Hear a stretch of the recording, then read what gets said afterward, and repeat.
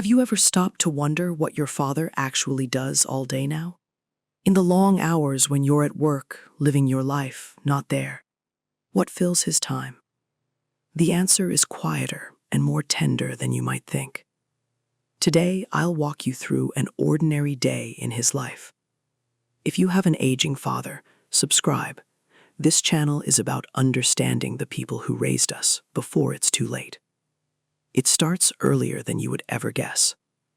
Old men don't sleep the way they used to, so your father is usually awake long before the sun, lying still in the dark, listening to a house that no longer makes any sound.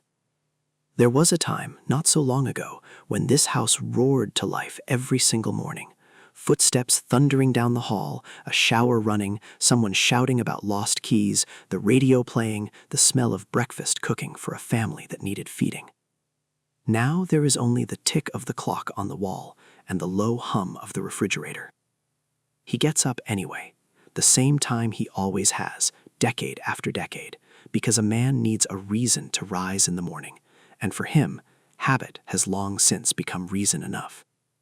He shuffles to the kitchen and makes the coffee. And here is a small thing that would quietly undo you if you ever saw it. Out of pure muscle memory, from all the years he made it for two, he still reaches for enough from more than one cup. And then he catches himself and makes just the one. He drinks it alone at the kitchen table, in the same chair he has sat in for 30 years, looking out at the empty chairs around him. This is how every day begins for your father now, gently, quietly, alone, and he tells himself most mornings that he has made his peace with it.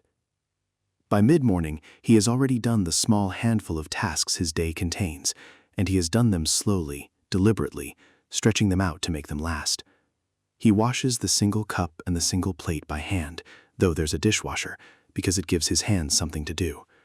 He reads the newspaper from front to back, every page, even the sections he has never once cared about, because it fills the time.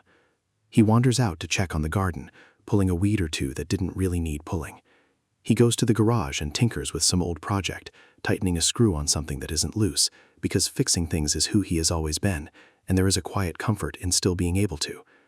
And almost always, somewhere in the house, there is a voice, the television left on in the next room, the radio murmuring on the counter. He isn't really watching it, he isn't really listening. He turns it on because the sound of other human voices, any voices at all, makes the house feel a little less empty. If you ask him about it, he'll wave a hand and say he just likes a bit of background noise. What he actually means, though he would never once say it out loud, is that the silence gets very loud when you are the only one left in the house to hear it. And one day he has quietly come to realize now looks almost exactly like the one before it. Monday, Thursday, Sunday, without a job to go to or a family to feed, the days have slowly lost their separate shapes and run together into one long, gentle sameness. He doesn't complain about it.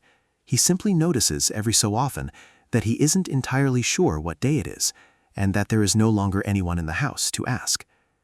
At midday, he makes himself some lunch, something simple, a sandwich, a can of soup warmed on the stove, last night's leftovers. And more often than you would ever like to imagine, he eats it standing up at the kitchen counter, because setting a full place at the table for one person, day after day, has started to feel like too much, like admitting something out loud. And then there's the part of his day that might genuinely surprise you, the part that says the most about how quiet his life has truly become. The real highlight of his entire afternoon is often the smallest, most ordinary brush of human contact, the mail carrier he waves to through the window, the young cashier at the grocery store who happens to remember his name, the neighbor he runs into by the fence and talks to for 15 minutes about absolutely nothing at all, the weather, the lawn, a little bit of local news. These tiny, throwaway moments, the kind you rush straight past 100 times a day without a second thought, are for your father the entire social life of an afternoon. He stretches them out as long as he politely can. He looks forward to them. A 2-minute conversation with a near stranger at the pharmacy counter can quietly be the thing that carries him all the way through to evening. He will replay those little exchanges later too, what the neighbor said, the cashier's small joke, turning them over like coins, making them last. And then comes the afternoon, the longest, quietest, emptiest stretch of his whole day, This is the part where time seems to slow almost to a stop, and the house feels at its very biggest and most silent around him. He might doze off in his armchair, not because he is truly tired, but because sleep is one way of letting the long hours pass a little faster. He might pull out the old photographs, the ones in the worn albums and the shoebox in the closet. You as a baby, your mother young and laughing in a picture from before you were even born.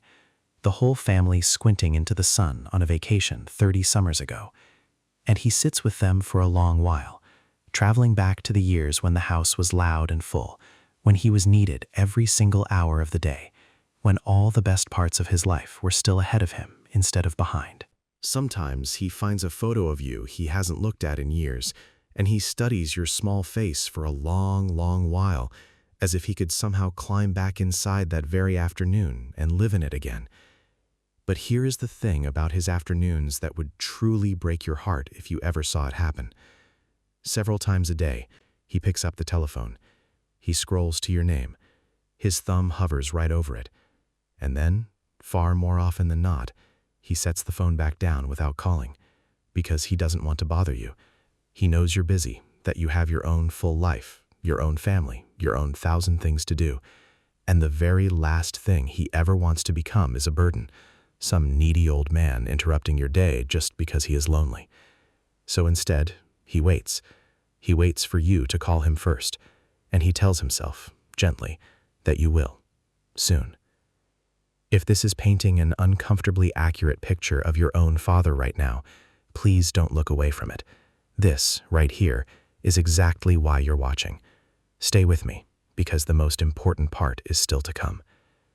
As the evening comes on and the light outside goes soft and gray, he makes his dinner, once again for one, and more often than not, he carries it over to his chair and eats it in front of the television. Because eating alone at a table, night after night after night, is a particular and heavy kind of loneliness, and the noise and the movement of a screen helps to soften the worst of its edges. You may have noticed on your visits that he keeps the volume turned up higher than really seems necessary. It isn't only his hearing, though that's what he'll blame. It's that a loud, lively, chattering voice in the room is the closest thing to company he has on most ordinary nights. And there, somewhere near him, sits an empty chair. Maybe it was your mother's. Maybe it's simply the one where someone used to sit, back when the house was full of people. He doesn't look at it directly, but he always knows that it is there. Evening is the hour when the absence in the house grows loudest of all. Evening is when, more than at any other time of day, he quietly wishes that the phone would ring, and that it would be you, with nothing in particular to say, just calling to say goodnight. He would never tell you that, of course. He'd be embarrassed by how much a 2-minute call would mean to him, but it would carry him gently all the way to morning. And then, finally, night. He goes to bed early, earlier than he ever did as a younger man, because there is little reason left to stay up, and the days already feel long enough as it is. But before sleep finally takes him, lying there in the dark and the deep quiet of the house, his mind does the very thing that every aging parent's mind does in that last hour of the day. It goes, without fail, to his children. It goes straight to you. He wonders how you are really doing, whether you're happy, whether you're eating well and sleeping enough and not working yourself too hard, whether you are as okay as you always tell him you are when he asks. He lets an old memory drift up out of the dark. You, small enough to carry, fast asleep against his chest, the entire weight of you, trusting him completely. He can still feel the exact weight of you, even now, all these years and all these empty evenings later. And somewhere in there, quietly, without ever making a show of it or even calling it by name, he offers up a small wish for you into the darkness, that you are safe tonight, that you are well, that somehow, wherever you happen to be, you can feel that your father is thinking of you. And then, at last, he sleeps. And tomorrow morning, long before the sun, he will quietly wake and do every last bit of it all over again. Now, here is the thing I most need you to understand. What I have just described to you, it is not one unusually sad day. It is most of his days now. This quiet, gentle, lonely rhythm is simply the shape of your father's life in all the long hours when you are not there, which, if you are honest with yourself, is very nearly all of the time. And in the middle of all that silence, you need to know exactly what you are to him. You are the sun his entire world quietly turns around. Your phone call is the single event of his week. Your visit is the thing he cleans the whole house for days ahead of time. A short text from you can light up an entire gray afternoon. You are not a small part of your father's life. To him, alone in his quiet house, you are very nearly all of it. Everything else in his day is just a long, patient waiting in between. And the number of those calls, those visits, those ordinary afternoons, it is not endless. A day is coming, sooner than you think, when this quiet house will be quieter still, and you would give anything in the world to fill just one more of his long, empty afternoons. So this is what I am asking of you, now that you finally know what his days actually look like. Don't wait for him to call you, because he won't. He loves you far too much to risk being a bother. So you be the one who calls, today and tomorrow and often, not because anything is wrong, not because there's any news at all, but simply to be the bright spot dropped into the middle of his long, quiet afternoon. Stop by, even just for half an hour. Send the text first thing in the morning, because the smallest gesture from you, the one that costs you almost nothing, a phone call you could make from your car, is on his end very nearly the whole point of his day. If this helped you see your father's quiet life a little more clearly, take a moment to subscribe and share it with someone whose dad is sitting at home right now, alone, half hoping the phone will ring. And then go and make it ring. Go call your father.